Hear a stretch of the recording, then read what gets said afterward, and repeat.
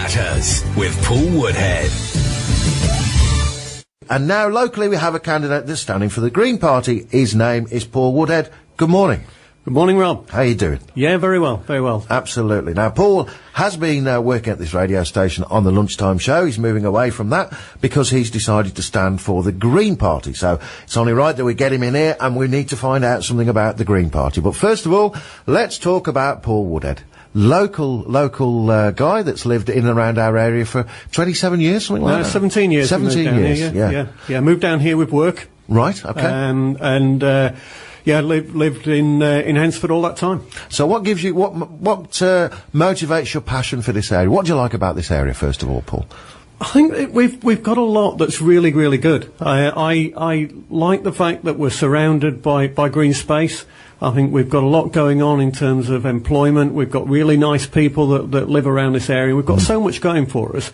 And sometimes we take that a bit for granted. And I think that's why I sort of got involved, because I think we need to shout out a little bit more about how good things are. Well, yeah, I mean, the Green Party, under her, which her name is Natalie Bennett, her keynote speech says that it has been a momentous year for the Green Party, a year in which the Green Party has taken its place as the forefront in UK politics. Would you agree with that, Paul? I think it absolutely has arrived this year. We're now at 57,000 members of the party.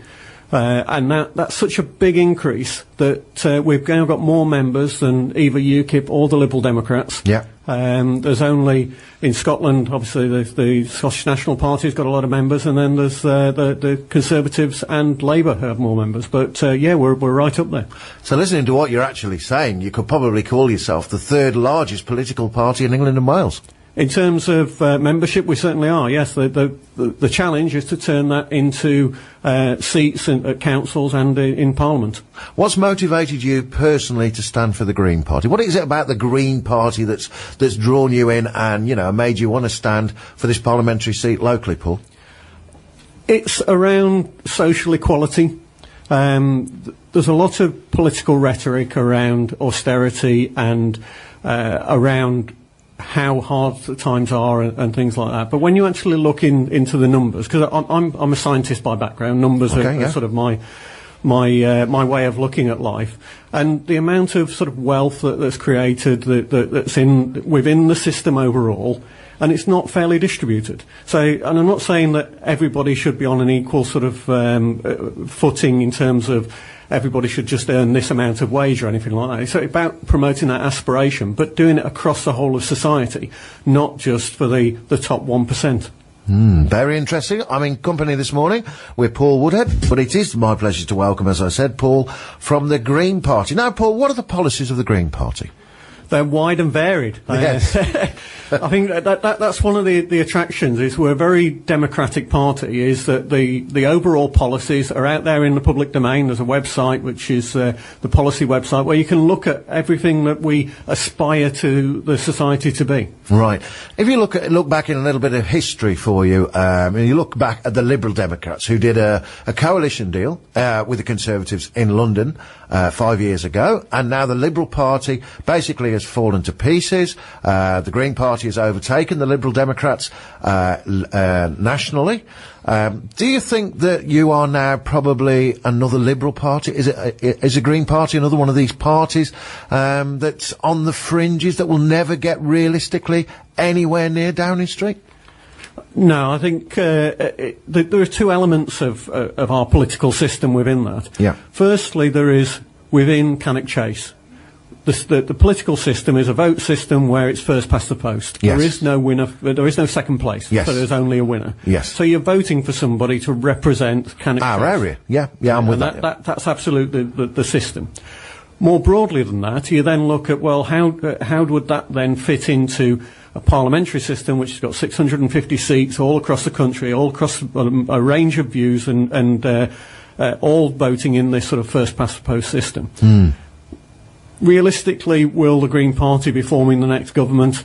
I think we've got to say, realistically, possibly not. Right. But you don't think the Green Party... We will talk about locally in just a second, Paul. But you don't think the Green Party will do a deal with Labour or the Conservatives to put another coalition? Because, it's not first past the post down at the general election. with the big parties. So therefore, you know, you and I both know that there will have to be some sort of coalition formed again to form a government. And if the Green Party now is the third biggest party voting-wise, which has overtaken, as I say, the Lib Dems and UKIP, don't you think the Green Party will be in a position maybe to form a coalition government?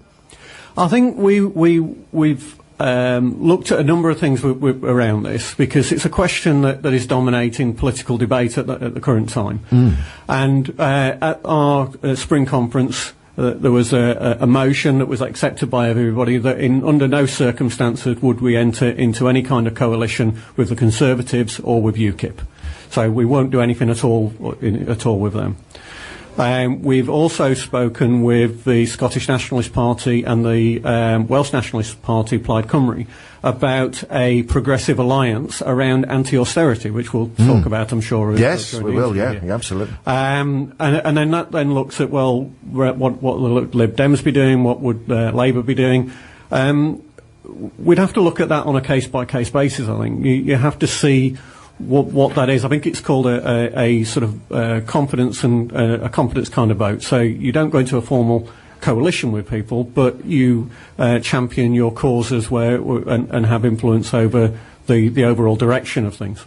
People are fed up, I think, of the situation with politics, and they're fed up of the main two parties.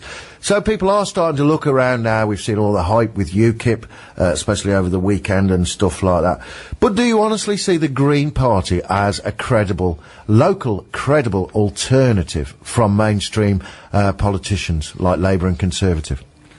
Absolutely. I think the area is crying out, because we spoke just before the song there about why I got involved.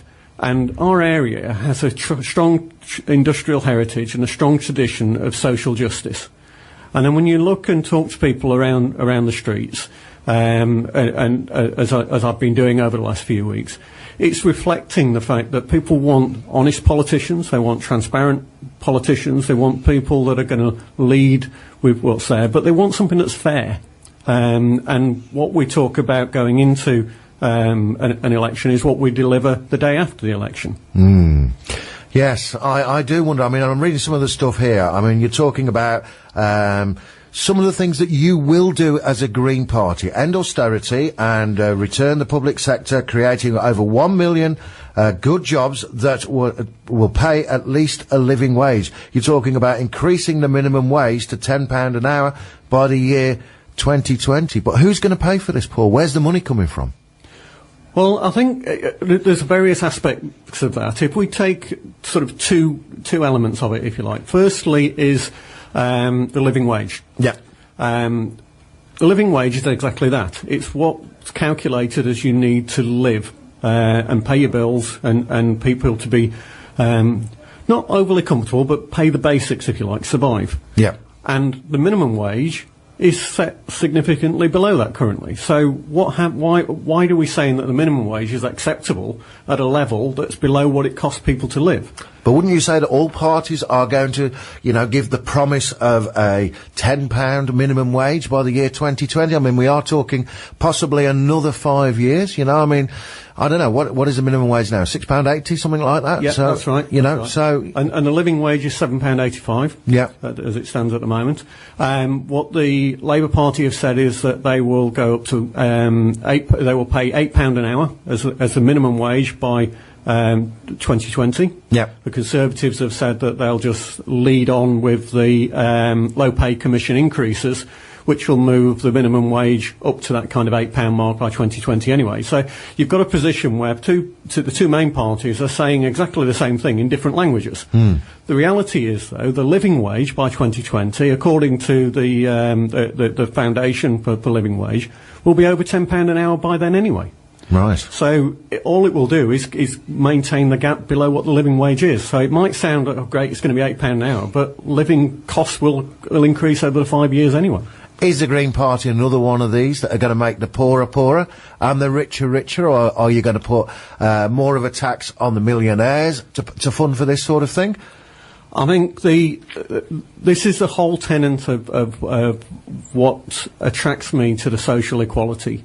And I said earlier, I'm into numbers, and if you don't mind, I'll just quote a couple of things that I found when I was looking at it. Is that the richest 1% in the country, the richest 1% have 18% of the total wealth of the country. Right. And just let that sort of settle for a second. That's 1% have more money than 54% of the rest of the population combined. Right. It's a huge amount of money. It is. So you're talking about people with assets. I'm not talking about with a mortgage and things like that. So the mortgage is paid off, the money in the bank, if you like. So that's people that have got over £3 million in assets, if you like, that are cleared assets with no liabilities. Well, we believe that they should pay a little bit more, and they're not at the moment. So we would impose a wealth tax that would then create around between 20 and 43 billion pounds a year. But wouldn't you say that some of these people with £3 million in the bank, as you say, have worked all their life, they've got a successful company, they've put everything they can back into the economy by providing jobs, etc., etc., etc., and when they've got to the stage in their life and they've got this money in the bank, you're going to tax them and say, well, thank you very much, but now pay this? We're only talking about a small amount. We're talking about either 1 or 2% of their assets at that time, which is about £60,000 a year, something like that. So we're not saying. I think a couple of years ago there was talk of this sort of this Robin Hood tax at 20% of your assets or something like that. We're not talking about something like that. We're talking a small amount for people that have got that extra amount. And yes, a number of these people will have worked hard all their lives, built up businesses, helped develop the economy, hopefully by paying people a living wage and supporting their employees and doing other things within society as well. But when you get to that stage, you think about how much you actually need to live on. And the people, we can't really, we're the 7th largest economy in the world. We are, and we've got food banks and Ferraris. Yeah, food banks and Ferraris. It just sort of sums it up in my head that it needs to be that bit better equality, and it's not about trying to take all the money off these people. It's about contributing a little bit more. So you're actually saying that we should be supporting the less well-off by taxing some of the better off. Is that the way of putting it, Paul? Yeah, but we're not talking about people that are sort of moderately well off. Yeah. We're talking about the richest 1%. It's quite interesting, actually. I saw something quite recently in the news where some of our better off politicians, I'm not going to mention any party, but I mean, they're still claiming winter fuel allowance and stuff like this, and child tax credits and all the rest of it. You know, and these people are millionaires. I mean, isn't it time we close some of these loopholes, Paul? Isn't it time that we got stronger and tougher on the people that are clearly playing the system? I think that's a result of the system how it is that you've got so many sort of tax credits here, benefits there, it's such a complicated system that the bureaucracy of how to then run it means that you've got to give people this money, and with child benefits, they then take it back off you if someone within your household is earning over £50,000 a year. Now, if you had 2 people in a household, each earning £45,000 a year, they don't take it off you. Right. But if you've got somebody that's on long-term sick, that's or disabled and isn't working, or has just chosen that they want to bring up a family and stay at home, but the other partner is the one working over that, they've got to they will get that money taken off them. Yeah. So it's a whole bureaucracy of that is, and one of the longer-term aims for the Green Party is to have a citizen's income, where everybody gets a basic income from the state, which pays for essentially the basics of living, and then all the thresholds for things like national insurance, income tax, and all the other benefits and things like that. You remove those, to make it easier, so everybody got some basic security, and then you build up the tax system from there. Right, very interesting. I'm in company with Paul Woodhead. I've got some great questions along the way. I want to know what he's going to do for you locally in the community. What does he want to? What is Paul's thinking about the shop closures in Cannock and also in Hensford and Rudesley and our local area? And what can he do? What are his thoughts to help us regenerate this area? We're also going to ask him his stance on leaving Europe, and we'll talk about the NHS as well. It is going to be a very interesting year politically. I guess as privately, I'm not very active with politics, but I can tell you this: Cannock, Paul, I'm sure you'll agree with me, Paul, has become a very marginal seat. It is. It's a key seat for a lot of reasons. There's been a lot of political money thrown at it, as we've seen around the town. We have indeed. Everywhere you go, you can see this picture of Janos. I've noticed that in Hensford, and I've noticed he's going to be with us for a while, I think. Yeah, there has been some money. We don't have that kind of budget. No. We're trying to do our best through crowdfunding to try and get our money together. So right, okay. Tell me your thoughts and the Green Party's thoughts on immigration. It is a very, very hot potato, and I know UKIP, have been doing a lot with it. I mean, what are you going to do, Paul, if you get in? How are we going to stop all these immigrants coming in and, as people would say, stealing our jobs?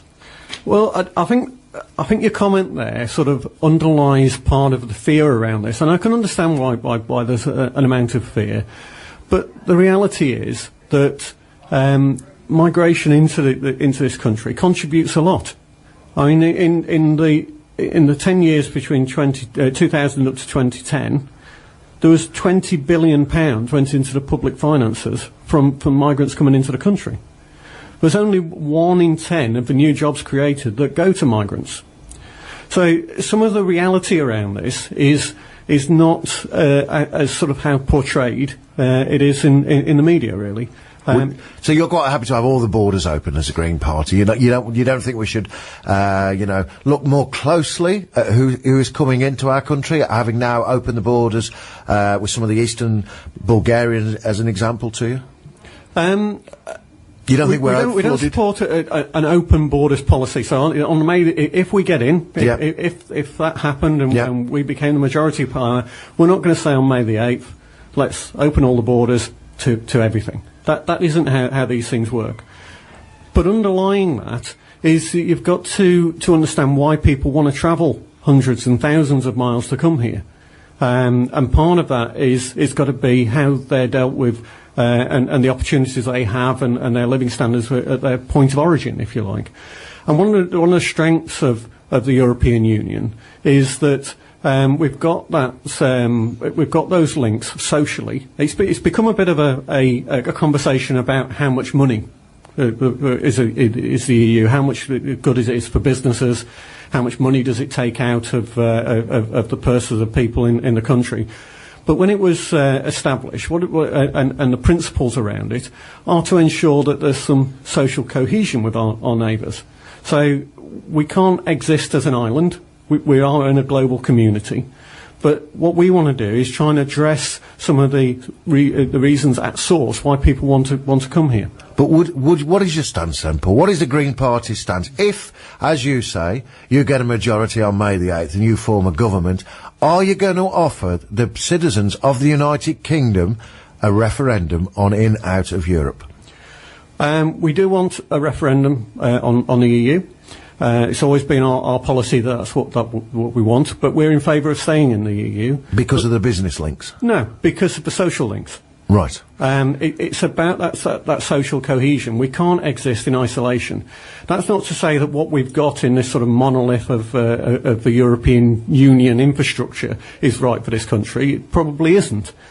But the principles of having a full relationship with all our neighbours in the EU has got to be something to work at. Don't you think people are fed up with taking orders from Brussels? Don't you think people are fed up that some of the decisions in the European Court and all the rest of it, some decisions that matter locally to people, all over the country really, these decisions have been taken away from Westminster, and they're now, we're now being governed by Brussels. And a lot of people don't like that, Paul. And I understand some of the fear around that. However, when you look at two aspects of that, if I may. Firstly, we have elected officials that go to Brussels. MEPs, yeah. MEPs. So we have an influence on those decision-making processes. The fact that some of those members are anti-Europe seems a bit counterintuitive, like the UKIP guys, but you want to be, they're elected as a representative within there. Then you look at sort of saying, well, are we ruled by Brussels? Well, I'm from an industry background. I work in the environment industry and with health and safety. And you look at a lot of the protections that we have within the workplace these days emanate from our shared knowledge with people in Europe. So it's us contributing to that to ensure that people are safe and that they can go home from work at the end of the day because they're working in a safe environment. But I'll put this to you, Paul, I'll put this to you quite straight. And this is the thing I don't see about the Green Party. You sat here this morning and you're saying the Green Party stance would be to stay within the European Union, to be socially active, but you will offer our citizens a referendum. If the Green Party wants the UK to stay in the EU, why would you offer a referendum, Paul? It's democracy. We're a very democratic party.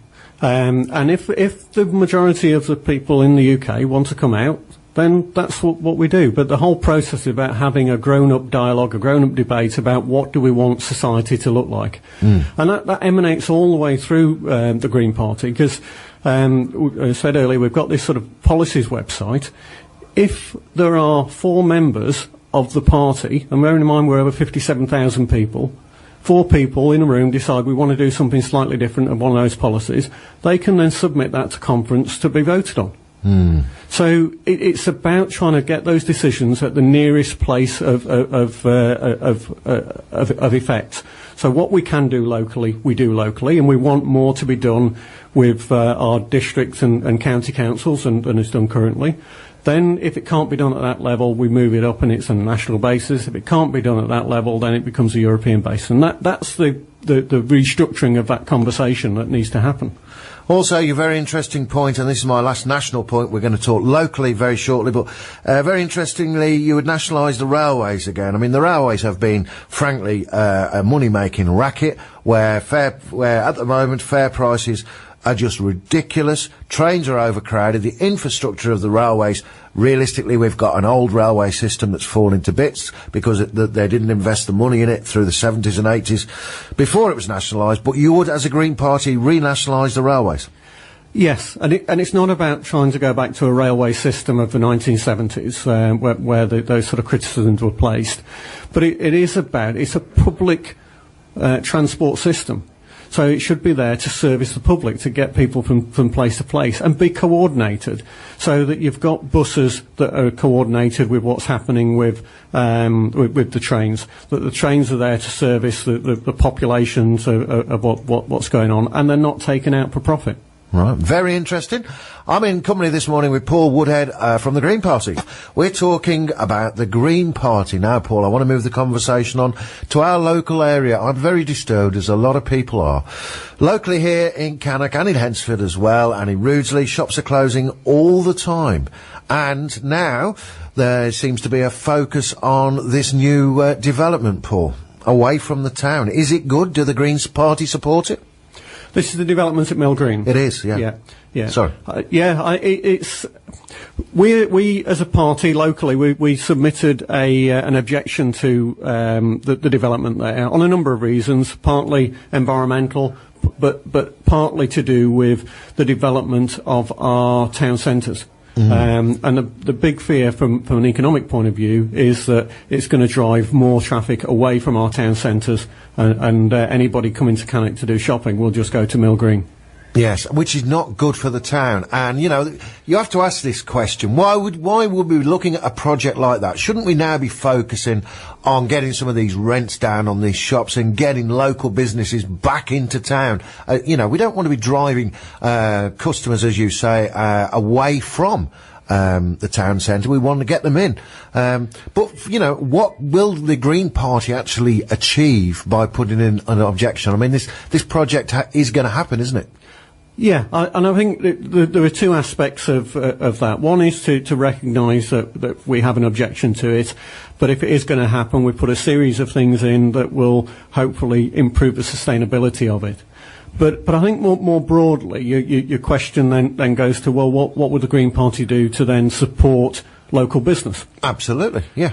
We as I alluded to in the conversation we were having about Europe, we very much are a party that wants things developed locally, more sustainably, more locally. So that the closer things are done to where people live, the better. And that goes for business. I mean, one of the criticisms that comes at the Green Party is here from time to time is that we're anti-business. We're absolutely not. We want small businesses working well in our town centres to support the community. And those kind of those access to those shops and that infrastructure is absolutely key to having a sustainable way of living within Cannock Chase. So what you're realistically saying is the Green Party could be an alternative vote for people. But I have to ask you this, Paul, realistically, with not much chance of winning, why would people want to vote for the Green Party? People would say, well, what's the point? They're not going to win, so why would I vote for them? I think on a national level, there may be part of that argument because we've had a very big growth over the last year, but it is only over the last year or so. But we are putting candidates in over 90% of the constituencies across the country, so we are fighting very hard to win as many votes and represent people as best we can. But it is a first past the post system, so the only winner is the person that gets the most votes. Yep. But then, as I said right at the beginning of the interview, is that you've got to look at what that means for Cannock Chase. So within Cannock Chase, there is absolutely a chance that the Green Party can win, and I hope to be making an acceptance speech on May the 8th after the votes come in. And we're here to be a serious force for Cannock Chase, to represent them in the best way we can, to make sure that sort of social cohesion, that social quality, that the environmental sustainability which we have a great pride and a great heritage for locally, is represented at Westminster. If you knock my door tomorrow, because I live locally in this area, Paul, and you're the Green Party candidate, which you are, tell me the one thing that you could possibly tell me about this area and about this party and about you in particular that would make me take the Green Party serious enough for me to vote for the Green Party. What would you say to me, Paul? I think the first element of that is that it's trying to understand, because we've got 100,000 people live locally. Yes. So you've got 100,000 different views of what's important to people. But people are fed up with politics. People are fed up with the same two people down in Westminster and all the rest of it. And I think people are fed up locally with politics as well. And people want a change, and people want somebody to come in actually and think to themselves, yeah, it's time we regenerated Cannock. Yes, it's time we went down to Hensford. Yes, it's time we started to give the people of this area a voice, instead of being, oh yeah, okay, it's him again, yeah, he's not going to do anything for us. So, yeah. And I think that's one of the key things that I want to take forward through this whole process, is that to be that voice for Cannock Chase, we'll be one of 650. And you look at what Caroline Lucas has done as the MP for Brighton Pavilion, as just one MP. She's well respected. She's made a lot of positive changes to what's gone on at Westminster. Well, we can do that for Cannock Chase and put us at the centre of the conversation. We're not a whipped party in the Green Party. We're allowed our own views within there. The main parties, and this is one of the fears around politics, is that no matter who you vote for, it's the whips in Westminster that will decide what the policy is. That absolutely won't happen with myself. We're here to represent the people of Cannock Chase and make sure that's an ongoing dialogue throughout the 5-year term as well. I guess, to be honest, you've recently been elected as a parliamentary candidate for our area, so you obviously believe that we need a change. As you said, we have both alluded to Cannock, and Cannock Chase area is a very, very much a marginal seat. It's up for grabs because people just cannot go on supporting one party that continues to let them down, whichever that party is. So it may be time for a change. There's been a lot of talk about UKIP and stuff like that. Will people vote UKIP? Is it a protest vote? Well, we'll find out, I guess. But Paul, where the Green Party is concerned, yes, you're the third largest party in the country, replacing the Lib Dems. But do you really think that you've got it in you to make a difference to how people's standard of living locally if you were elected? Yeah, I thought long and hard before I put my name forward and went through the process of selection. And like everything I try to do in life, I only do things if I think I can contribute and I can do it. But if there's somebody better that comes along, I'd much rather step backwards and let somebody else do it. And I've tried to do that. But then when I look at the local area and the choices we have, the things that have happened to our NHS, the railways we spoke about, there's 100 other things that we could talk about for a number of hours, I'm sure, on the radio here. Yes, indeed. But I then look at there's an old saying that it's if not you, who? If not when? If not now, when? And I very much see that as this is a time to really stand up for Cannock Chase and put us at the centre of the decision making. I couldn't agree more. Again, a lot of politicians, and this is again my view, personal view, a lot of politicians do seem to have all of the questions, like the NHS, like Cannock Hospital, as an example to you, of all the questions, well, what are we going to do about this? But where are the solutions coming from? That is something, I guess, that we will find out on ballot day on May the 7th. Paul, thanks for coming in. Thank you very much. Great to see you, as always. And you'll be part of our debate on April the 27th. Looking forward to it. And we'd like to invite you in one more time into the show. Yeah. I'm going to be talking to all the local politicians one more time and get some more views. If you'd like to get in touch with Paul, you can do that through the Green Party website. Yep. Yes. Yep. And if you've got a question for him specifically, send it to me at studio@cannockradio.com. And the next time we meet, in a few weeks' time, we'll talk some more. But I personally think, Paul, and this is my last point on the subject, and I'll move away from the Green Party for just a second, is we just need people to get out and vote. We need to get rid of the apathy, and we need to make a difference for our area and to make this area come back, stand up, and people just, need a little bit of TLC. And can I just add two very quick points on that? One is absolutely that. Register to vote. Turn up and vote. Whichever your party you believe in, vote. And the second point is there's a website called voteforpolicies.org.uk that goes through a number of the policies that will help you determine where your conscience lies and vote with your conscience. Good to see you. Thanks for coming to Cannock Radio. Thank you. Truly local radio. Cannock Radio.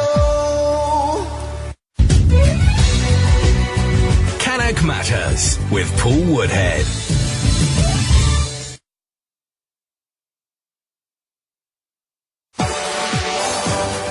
Truly local radio.